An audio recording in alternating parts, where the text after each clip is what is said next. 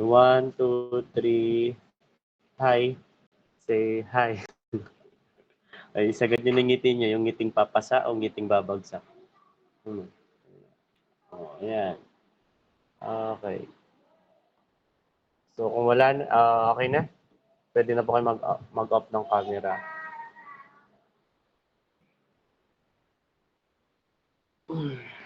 And if you ask a questions, you can raise your hand. Then, konting announcement lang regarding dun sa first activity ninyo dito sa modular type o kaya asynchronous type ng learning modality natin. May mga, ewan ko ba, nilulus nila yung chance, yung opportunity na mapataas yung grades. Ewan ko, kasi ang dami pa rin tututusin, pwede na kayo magtulungan, pwede na kayong any resources, pwede nyo nang gamitin. But, nakita ko sa iba, may mga late pa nagpapas, although may mga ilang araw ko binigay yun bago yung deadline. May late nagpapas, walang attachment yung iba, then another thing pa, walang nagpasa, and yung iba naman ay mali-mali yung naipasa. No? So, may mga nakakuha ng 2, may 1, yun natin pinakamababa 2 or 1 out of 40 points. So, napakalaking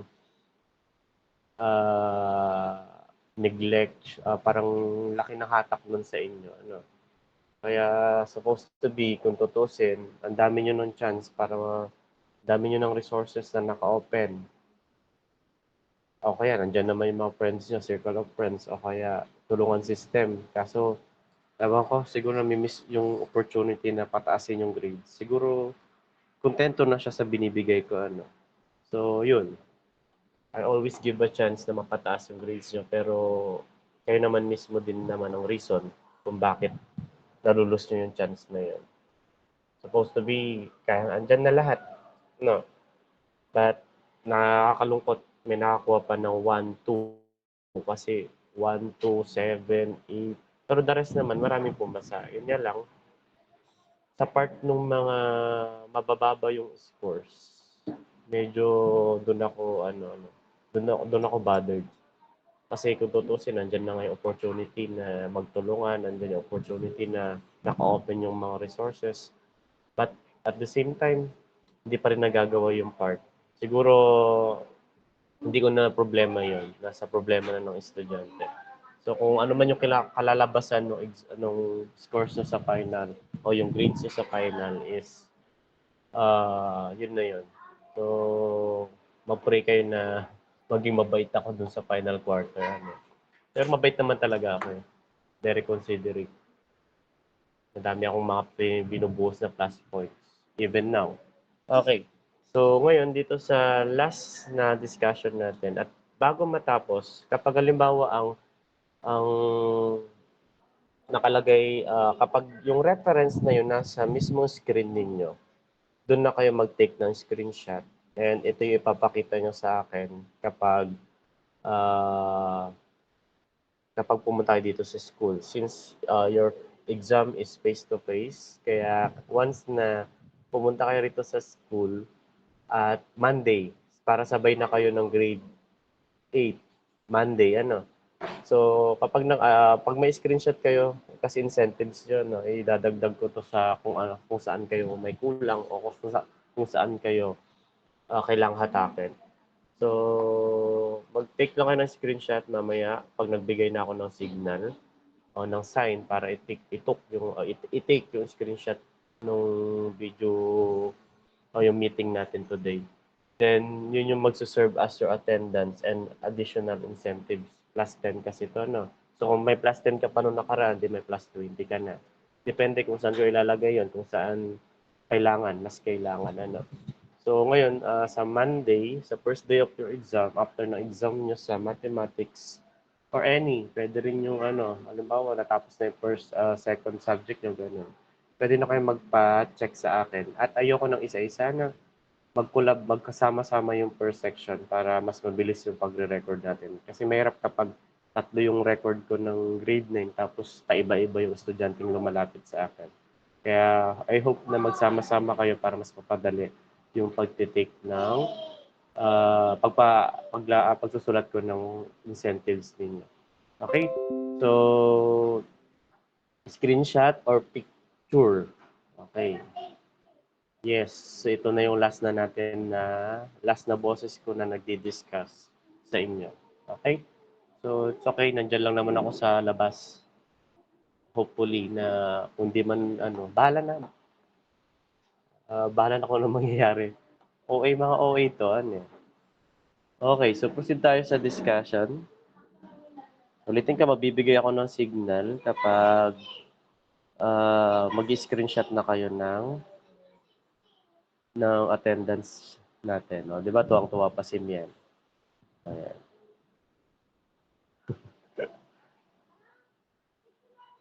Okay, so we will now proceed to the last topic, which is the angle of depression. So, may nakikita naman kayo sa screen, right? Tama? Malinaw naman yung boses ko, tama? Okay. So, if you ask a question, kindly open your audio or kindly raise your hand if you want to ask something regarding the topic. So, okay, proceed na tayo kasi si 1 hour, nag-auto dismiss yung meet natin. So, angle of depression. Since we have done already for angle of elevation, ngayon sa angle of depression na tayo. So, dito yung made-depress kayo Siyempre, when the word angle of depression, we are looking for the uh, missing values or variables on a given right triangle. So, proceed tayo dito sa So, when we see angle of depression, so makikita nyo dito, sa comparison between angle of elevation and angle of depression, ito yung pinagkaiba nila. So, when we say angle of elevation, meron tayong eye level. Yung eye level natin, that is the horizontal line. Then kapag when we say elevate, papataas, going up or looking up, pag tumingin ka pataas o kaya yung halimbawa niyan yung pagtaas ng eroplano, that is what we call elevation. Kaya nga ang tawag natin sa sa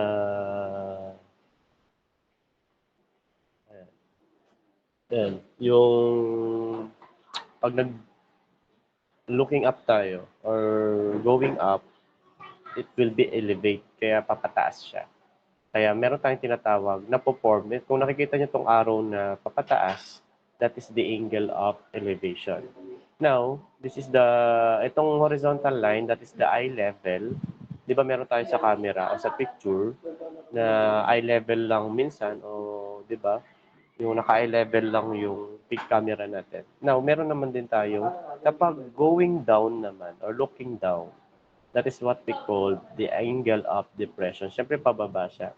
Kaya nga depressed. Di ba kapag nade-depress kayo, you are losing down or tawag dito, parang nangihina ka, parang ganun. So, from the word depressed, o kumbaga,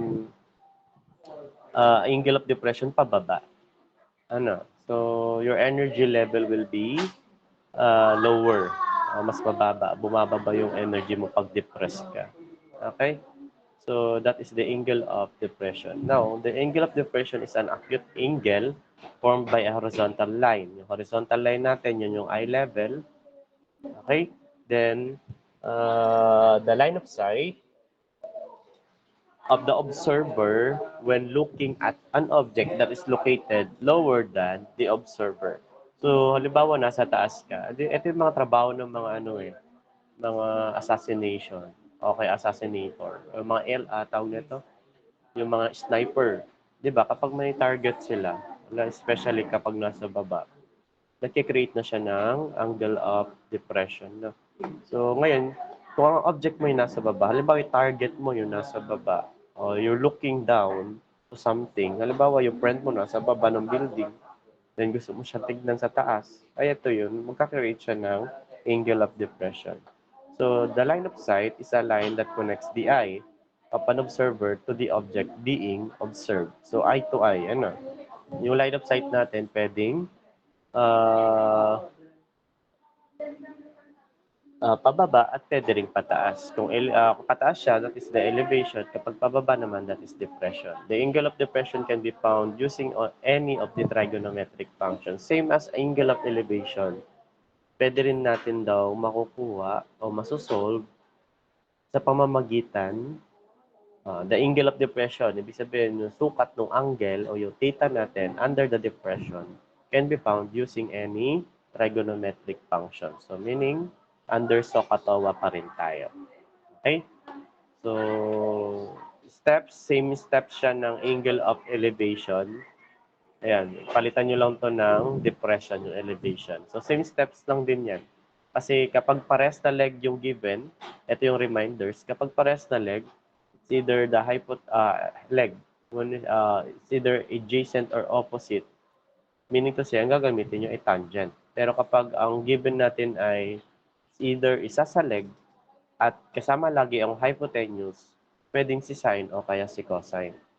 Now, ulitin ko, kailangan nyo mag-illustrate, ibig sabihin mag-drawing para maalam nyo kung ano yung mga given at yung mga hinahanap dun sa problem natin o sa math problems natin. Then, formulate a ratio, andyan naman yung tatlong ratio natin sa SOHCAHTOA, laging tatandaan yun. Then, after that, form an equation using that SOHCAHTOA, then solve the solution of the equation. And finally, ile-level nyo yung final answer natin. Kung halimbawa, kung meron siyang unit of measure na ginamit, kung feet, centimeter, or degree, yun po dapat yung ilagay natin. Hindi pwede yung numbers lang o kaya ay final answer nyo lang ay walang mga unit of measurement. So, it should be required or needed in this problem solving. Okay? So, example 1. Suppose meron tayong example 1 na find the value of x. So, halimbawa meron tayong ship or barko. Then, the anchor ang tawag nito, sa Tagalog, yung angkla. Yung angkla, di ba kapag gusto nilang huminto sa gitna ng dagat, binababa nila yung angkla o yung anchor. Ngayon, halimbawa is nasa taas ka ng barko, tapos yung nasa baba nun, yun yung angkla. May nag-create siya ng angle of elevation. The angle of elevation is 65 degrees. Okay? 65 degrees. Now, meron tayong yung distance nung ship hanggang dun sa angkla ay 200 meters. Now, hinahanap dito kung ano yung nawawala. Tignan nyo, nasa labas yung ano. Kung papansin nyo, nasa labas yung angle. Nakikita nyo ba yung broken line? Ayan. Kung mapapansin nyo, nasa ship yung angkla. Now, paano natin malalaman yung angle? Ang given lang isang x. Yung ang hinahanap ngayon, yung height, gaano siya kalalim. Okay? Gaano kalalim yung ocean o yung dagat. Mula doon sa lupa hanggang doon sa ship natin o doon sa barko. Ngayon, ang given ay, ang meron dito sa ano natin, sa example ay yung height o isang leg, then yung hypotenuse. Pero, hindi natin alam kung ano yung angle. Angle. Okay, so under the theorem o postulate ng isang right triangle o ng mga kapag nahati sa dalawa yung square o kaya rectangle, meron tayong tinatawag na opposite interior angle. Ibig sabihin, itong 65 degrees, ito, nakikita nyo yung kulay yellow na lightened yellow dyan. Itong 65 degrees ay kaparehas niya lang itong nasa angle ng angkla natin. So, ibig sabihin that is, kapag naka-transversal, kasi ang tawag dyan transversal kapag nakakat yung, natin, halimbawa yung rectangle, nakakat siya into two, yung nagkakaroon ng diagonal line, nagka-create din ng right triangle, yung dalawang right triangle, yung rectangle natin. Ngayon, meron tayong tinatawag na opposite interior angle. Ngayon, ito yung interior angle nung isang triangle na nakat ng transversal natin. Transversal ano. Ngayon, ito daw, itong 65 degrees ay parehas lang dito sa angle ni angkor o dun sa angkla natin na makikita nyo sa baba. So, ibig sabihin, itong value nito ay 65 degrees. Okay? Yung nasa baba nung angkla, itong angle na to, 65 degrees ito. Okay, kung 65 degrees ito, dapat 65 degrees ito. Opposite. Yun yung ibig sabihin niya ng opposite interior angle. Kaya kapag salitan kasi, kung doon ay 65 degrees, sa baba, 65 degrees siya. Kaya, ang mangyayari, opposite and hypotenuse yung given. So, ang gagamitin natin ay hindi, sine. Ayan. So, yan dito sa second illustration, makikita nyo, pag ganito, 65 degrees ito, dapat 65 degrees ito din ito kasi by opposite interior angle tayo. Okay, theta is equal to opposite side over hypotenuse. So ano ba yung theta natin? Theta is 65 degrees equals x. X natin ay yung opposite side, that is the leg, one leg of a right triangle, over the hypotenuse, which is 200. Kaya by cross multiplication, magiging x is equal to sine 65 degrees multiply by 200. So using your calculator, pwede nyo din yung gamitin ilabas. Paki-type yung sine 5, paki-press yung button ng multiply, then paki-type yung 200. Then click the button equal sign, then lalabas na dyan yung answer nyo, pinaka-final answer nyo. So x is equal to 181.26 meters. Since ito ay hinahanap lang natin yung value ni x at take note, meron tayong unit of measure dito na meter, kaya kailangan meter din yung gagamitin ninyo. Okay? So therefore, the height of the ship from the ground is 181.26 meter. Nasundan? Pakipress nga yung like kung nasundan. Okay. Supposed to be dapat. Kung hindi, ay magkaka-struggle kayo sa quiz nyo bukas. Bukas ko pa isi-send yung quiz nyo. And may time limit yun, no? Hindi siya aabot ng 24 hours. It's only 2 hours lang ang alam ko. So 2 hours lang or siguro 1 to 2 hours. Depende dun sa ano. Kasi multiple choice naman yun. Multiple choice. Pero merong test na kung saan hindi lamang 1 point. Halimbawa, problem solving tayo, baka 5 points each yun. Kaya if you lose your answer, mawawalan ka na agad ng 5 points. Or 3 points, depende doon sa given na, doon sa type of test na meron kayo sa Google Form bukas. Okay, so kaya ako nagpa-online class today kasi by Thursday wala na tayong online class dahil preparation yun ng completers ball ng grade 10. Kaya wala kami pasok ng 8 to 4 eh. Bali 4 to 11 ang pasok namin hanggang gabi kami. Ano? So, kaya ako minob yung discussion today. At para bukas ay matapos yun na yung activity niyo which is preparation ng quiz and as a review na rin para sa exam niyo. Okay? So, proceed tayo sa example number 2. Solve for the indicated measures. So, paano pag ganyan? Ayaw mo na. Paano pag ganito? Example 2 tayo. Solve for the indicated measures. Meron tayong, meron tayong aeroplano meron tayong dalawang bangka sa baba. Yung isa bangka, yung isa sabihin natin parang ano lang yan. Di ba? Basta bangka parehas yan. Mas malaki lang yung isa. Okay, so meron tayong 27 degrees yung nasa labas ng triangle natin. Kasi pag kinakat kasi yung rectangle,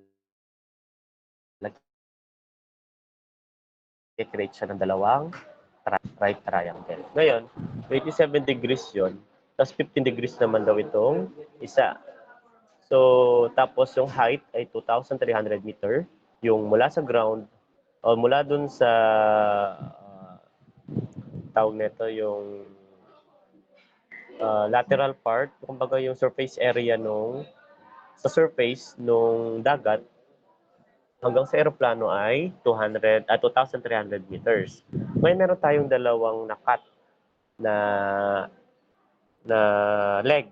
Una, kasi meron tayong dalawang triangle dyan right triangle. Yung may 15 degrees at yung wala namang, yung Y lang. Ito si Y, yan.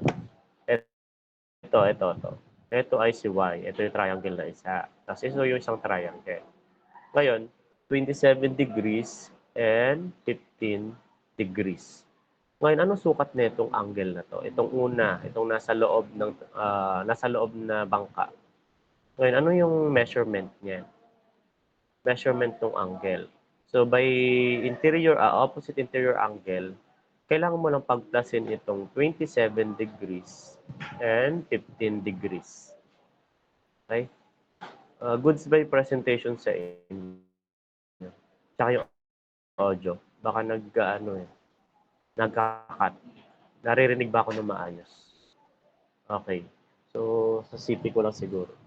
So, ngayon, meron tayong 27 degrees and 15 degrees. Pagpaplasin mo lang ito. Kaya 27 plus 15 degrees is 42 degrees. So, ibig sabihin, kasi pag dinugtong mo ito dito, itong line na to, kasi ito yung isa eh.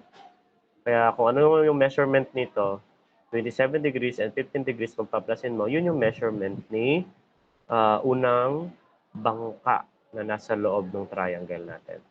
So, ang hinahanap kasi natin ay XY.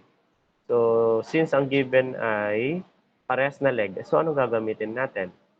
Yung relationship ng mga variables natin at saka yung given ay parehas na leg. So, ano gagamitin natin kapag parehas na Sir Tan, yung relationship na tangent. okay. So, tangent. We will use the tangent. Na, so, TOA, opposite over adjacent. Asan yung opposite dyan? So, ang mangyayari ay ganito yan. No? Magiging 42 degrees na ito. Kasi yan yun 42 degrees. Okay? 42 degrees. So, magiging tan is equal to opposite side over adjacent. And tan 42 degrees is equal to opposite, which is 2,300. At yung adjacent natin, yung y. First, hanapin muna natin si y. Okay? Then, tsaka natin alamin mamaya si x. Okay. Ito daw si y at ito si x. Okay. So, una, hanapin muna natin si y. So, tan 42 degrees is equal to 2,300 over y. And cross multiplication, magiging y is equal to 2,300 over tan 42 degrees. And then, itatype nyo ulit to sa calculator. Ayan no, nakalagay naman dito sa may screen o sa PowerPoint na merong, ipipress nyo lang yung fraction, function. Then, ilagay mo sa taas ay 2,300.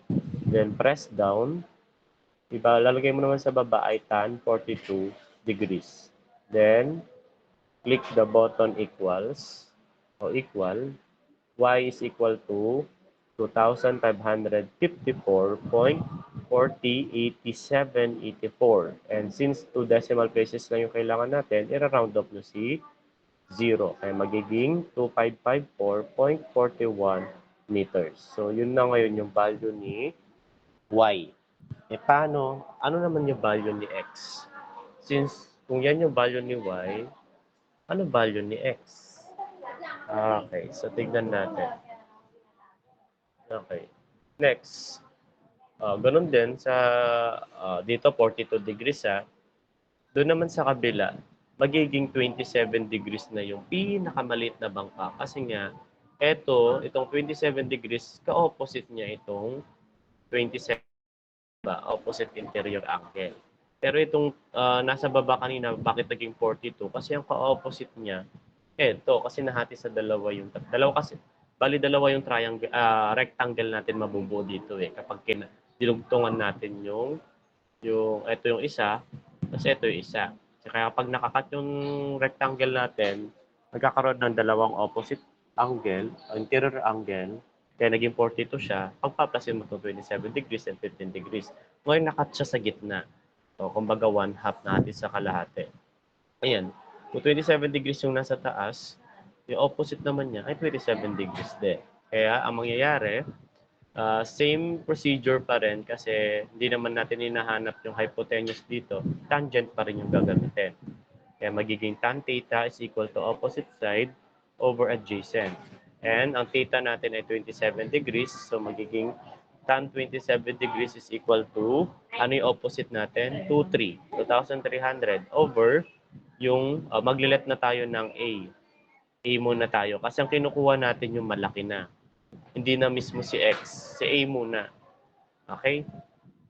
Makukuha lang natin si X mamaya kapag pinag-minus natin si A at saka si yung value ni Y. Okay? Mamaya. So, A minus Y, makuha natin si X. Pero since ito kasi yung kulay green na yan yung right triangle na sinusolve natin. Kaya mangyayari, magiging tan 27 degrees, 2,300 over A. A yung ginamit na hindi X kasi hindi pa X yung hinahanap natin. Hinahanap pa lang natin ay yung value ni A. Kasi yung A natin yun yung kabuuan kasama si Y at saka si X. Okay? So magiging 2,3 over tan 27 degrees. So ito yung ulitin ko, hanapin nyo yung fraction button. Dahil lagay nyo sa taas 2,3 at sa baba naman, pipindutin nyo lang si tan 27 degrees equals, ito na yung kalalabasan. A is equal to 4,514. So since hindi si A, ang unknown variables natin ay si X, pero sa katulungan ni A, dahil nahanap natin yung kabuuan, you should subtract Y to the A. So ang value ni A natin ay 4,514 minus 2,554.41 meters. So magiging final answer natin, o yung value ni X ngayon ay 1,959.59 meters. So pagsusubtrakin mo lang yung dalawa. Okay. Shall we proceed? Hanggang 5 na lang to, hanggang 5 lang. Examples tayo. Nasundan? Nasundan, class? Opo. Okay, so number 3 tayo. So from the top of the fire, a fire tower, kumbaga yung fire tower natin, ito yung ano, yan, fire tower. A forest ranger sees his partner on the ground at an angle of depression of 40 degrees. If the tower is 45 feet in height, how far is the partner from the base of the tower to the nearest 100 of a foot? Okay? So, halimbawa ganyan. Doon sa nakita daw nung partner, yung forest ranger natin, may tower tayo, di ba? Ito madalas to sa ano, sa forest area to, makikita yung mga mapupuno kasi sila yung nag-identify kung may sunog o wala.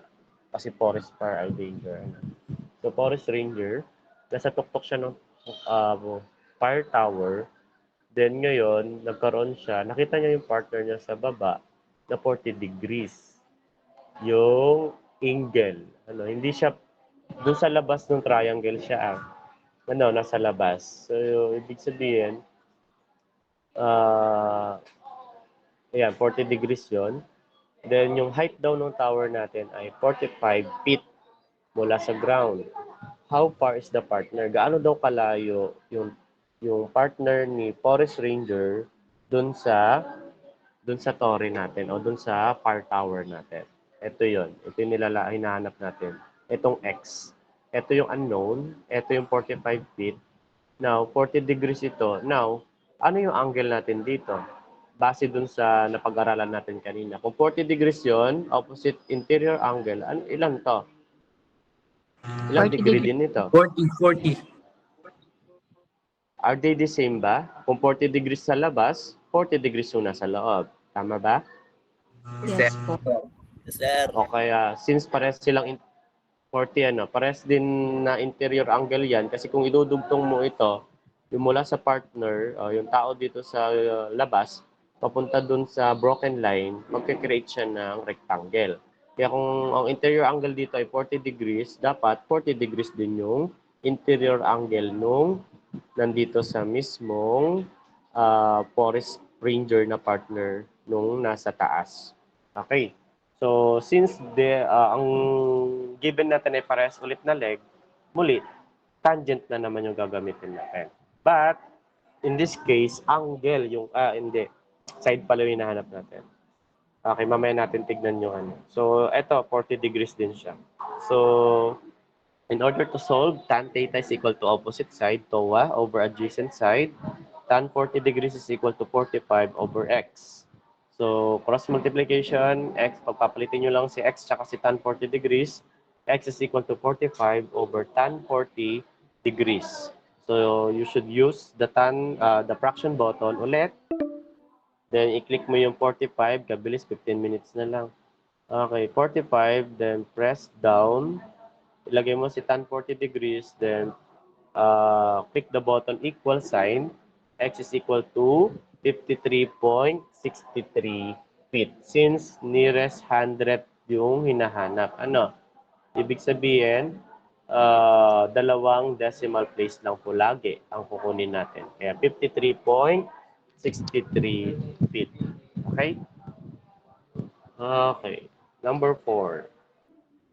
Okay. Jason is on top of 40-meter cliff. Ayan. Meron daw tayong bangin. Nasa taas daw siya noon. Yung bangin na yon. Now, he observes a boat is 80 meters away from the base of the cliff. Mula sa may baba nung bangin, o yung sa may baba nung bangin, dun sa, kumbaga sa water, yung natataman ng tubig. Ngayon, na-observe niya na ang layo daw ng ship doon sa cliff ay 80 meters from the base of the cliff. Now, find the angle of depression of the boat. So, ang hinahanap na ngayon natin ay theta, yung angle. Ilan yung angle of ilan kaya yung angle natin dito? So, ang hinahanap, since ito ay yung, dito sa illustration, ito yung theta natin. Ngayon, ano yung kukunin natin? Ano yung opposite ni theta? Yung angle na nasa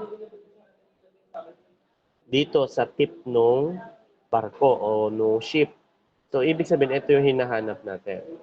So, muli, kung theta ito, theta rin ito kasi interior. Dapat, kung ano yung measurement ng theta, yun din yung measurement ng nawawalang theta natin dito sa baba. And ulitin ko, angle yung hinahanap. Ngayon, iba yung pag-i-input natin sa calculator. Gagamit tayo ng shift. Ano? Okay. So, ito yung mangyayari. So, theta. Magiging theta ito, then tan theta is equal to opposite side over adjacent side. So, tan theta is equal to yung height over yung adjacent. Okay, yung opposite over the adjacent. So, 40 divided by 80 is 1/2 or simply 0.5. Kaya, ang i-click nyo na lang, click shift. Kapag angle yung hinahanap, laging doon nyo lang i-press o ayun, yung pipindutin nyo ay yung shift, then click tan, then ilagay nyo sa 0.5, lalabas na yung 27 degrees. So, sir, bakit whole number? Okay, so bakit hindi tayo gumamit ng 2 decimal places? Kasi nga, ang pag-uusapan natin ay angle. Okay, so supposed to be, it should be whole number. Okay, kaya hindi pwedeng decimal to. Pwede naman din maging decimal. Yun nga lang, mas okay kung ito ay gagawin nating whole number since ito ay measurement ng angle. Degree kasi to. Okay? Nasundan? Nasundan? Pipindutin nyo lang ang shift kapag angle yung hinahanap. Pero kapag side lang ng mga triangle yung hinahanap, o distance, yung height, adjacent or opposite yung nawawala, huwag nyo nang gagamitin yung shift. Tsaka nyo lang gagamitin yung shift kapag angle yung nawawala. Okay, so this will be the last example. A squirrel sits at the top. Top a 14-foot tall tree. Meron daw squirrel doon sa tuktok ng puno. Ang puno daw, ang height ng puno ay 14 feet, 14 feet. He spies a nut on the ground some distance away. May nakita siyang, ayan, ano ba kinakain ng squirrel? Hazelnut, di ba? Ayan. So, ngayon, meron siyang, ayun, may nut doon sa baba. nakita niya. Okay, nakita niya yung knot doon sa baba. After careful measurements, nakita niya, biglang nagsalita yung squirrel dito. Ano? He determines, yung lalaki yung squirrel. He determines the knot is 74 degrees away. Mula daw sa tuktok, using her eye, the angle of depression is 74 degrees away. Ganun daw kalayo yung hazelnut o yung nut doon sa puno na kinalalagyan niya. The nut from the squirrel, gaano naman daw kalayo yung squirrel doon sa nut. So, ang hinahanap natin dito, hindi natin hinahanap yung hazelnut, yung distance ni hazelnut papunta sa puno, kundi yung distance ni hazelnut at saka ni squirrel. Ano, yun yung layo. Ano, yun yung pinagkaiba, no? Hindi natin kinukuha yung distance ni squirrel sa puno, kundi yung squirrel dun sa hazelnut. Okay? So, ano gagamitin natin? Ano yung unknown? Ano yung nawawala na variables natin? Ay, The opposite. unknown is the hypotenuse. So, ano gagamitin natin? Cos. Sine, cosine. Ano gagamitin? Plus, sine o cosine? Cosine. Cosine. Okay, so cosine yung gagamitin natin since adjacent yung given which is 14 feet, then yung unknown is yung hypotenuse, then yung angle natin ay 74 degrees. So yan. So cosine theta is equal to adjacent over hypotenuse. Cos 74 degrees is equal to 14 over x. And pagpapalitin nyo lang, x is equal to 14 over cos 74 degrees. So press the fraction button, type 14, press down, ilalagay si cos 74 degrees, then press equal sign, and malalaman nyo yung final answer, x is equal to 50.79 feet. So, ibig sabihin, ang layo daw ni squirrel from the nuts, from the nut ay 50.79 feet. Okay, so yun yung 50.79 feet. Yun yung distance. So, yun yung cosine natin. Okay, so ito yung ito yung activity ano, nasa dulo niya. Pero andyan na din yung answer. Pero kung may question ba kayo kasi mag-end na yung ano natin. Mag-end mag-end na yung meet natin. May tanong pa? Any clarification or question about sa discussion? Ito na yung last na ano, kasama sa exam. Okay, kung wala kayong katanungan, pwede nyo na po i-screenshot itong final na slide ng PowerPoint. At yan yung gagamitin kong reference in order to check your incentives pag pumunta kayo dito sa school. Okay, any questions? And ito na ang huli nating pag-discuss. No?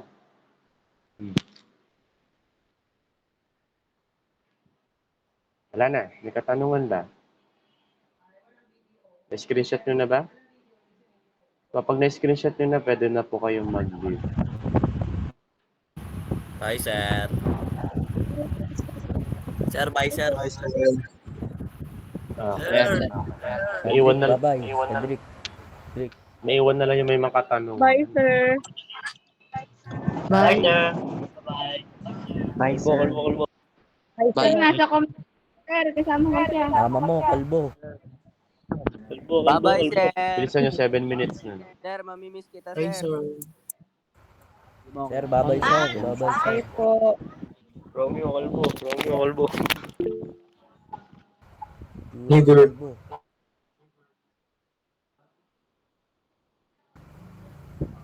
Print mo.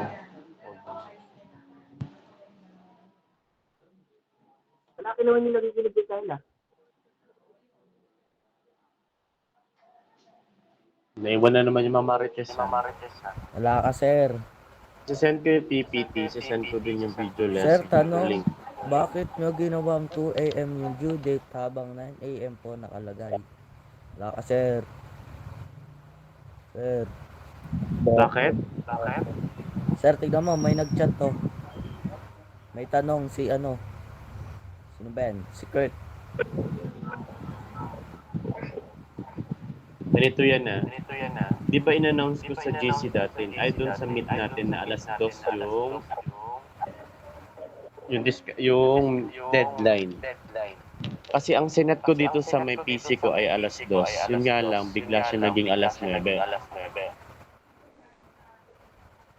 Kaya iba pala yung oras dito sa may PC. Romeo, nagpipidback yung sa'yo.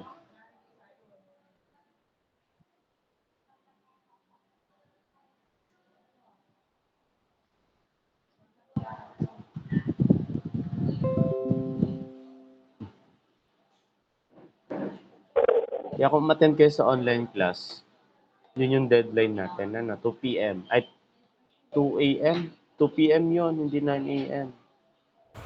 Sir, paano yun? Nasa isang cellphone ko yung ano, Ano pa? yung attendance ko sa isa. Ay, bahala ka dyan. Daw ka Problema dyan, mo oh. yan. Na-screenshot ko naman yun eh. Okay, so ang na-minusan lang naman doon yung mga late eh.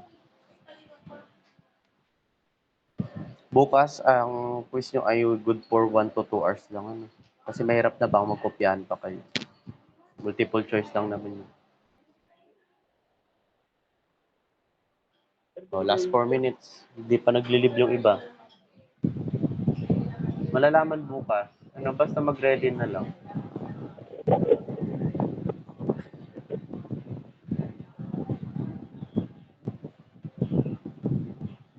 Ba't kasi di mo iningatan cellphone mo? Ah? Kasalanan ko pa ah. Kung sinisend mo yun sa sa personal account mo, hindi may papakita ka sa kanya para hindi siya natitigil. Di ko expect yun, sir. Okay na yan. Di ko 10 expect. points lang na. 10 points lang naman. Wala ka dyan. Kailangan ko yung 10 points na yun. Kailangan mo pala, di mo iningatan cellphone mo. Maximus, akin na lang points mo. O ano? Oh, sir, akin na daw oh. Nagbibigay na ng points. Walang ganun, bawal yan. Okay, fine. Wenchana. Ah.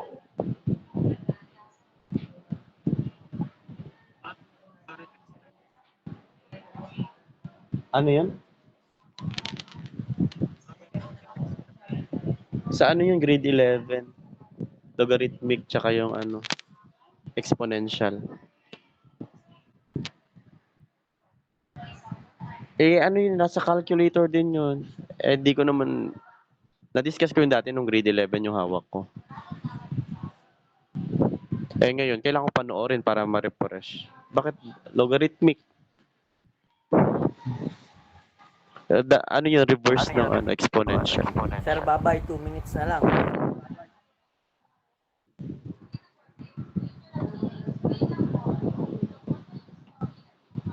Papatayin ko na. Mga tulog na yung iba dito. Bakit may manual ka? Para saan? Kanino ba yun?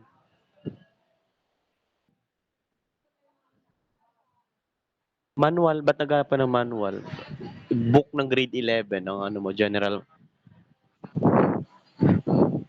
Di GenMat. Maghanap ka ng book ng GenMat. Nandun yung mga logarithmic. Pang grade 11 kasi yung lesson na yun eh. Kasi wala yan sa sa junior high school. Siguro sa grade 10. Kasi hindi ko naman hawak ang grade 10. Yung laglag na yan.